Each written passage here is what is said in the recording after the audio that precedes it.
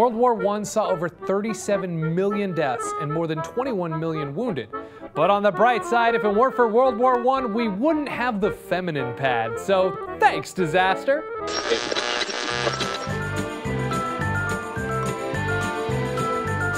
It was a saying among the greatest generation that you should never talk about sports, politics, or religion. They also never talked about a woman's period.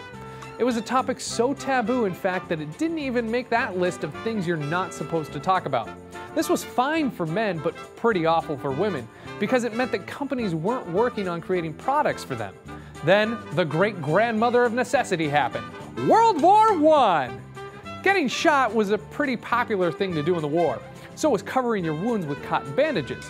But since the bandaging the wounded craze continued throughout the war, the army started to run out of cotton. The US government needed an alternative to the fabric of our lives, or people would literally start losing their lives.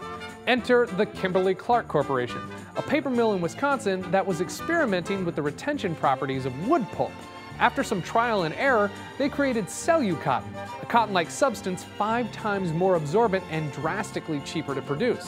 They also added a self-adhesive element, making it the perfect wartime bandage. The military ordered them by the shipload, and soon every hospital medic and nurse had access to shiploads of them. This was great for the soldiers, but even better for the nurses, who quickly realized that these Cellucotton bandages could be used as a convenient, disposable, and sanitary feminine pad. Then the war ended, and so did the nurses' supply of feminine pads. This was bad news for them, but also bad news for the Kimberly-Clark Corporation, who was sitting on shiploads of Cellucotton with no way of selling it.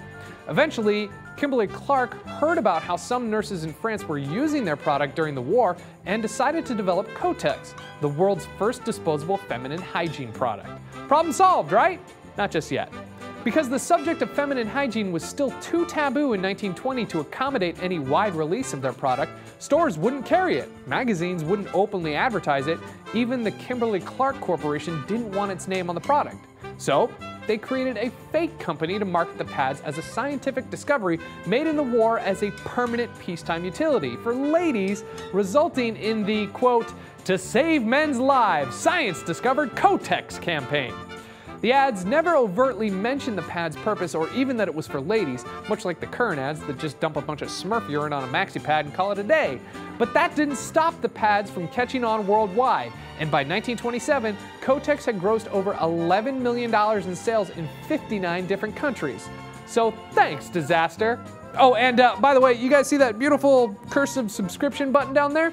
You guys should click that. Also, you should click here to learn more stuff about disasters and how they benefited us.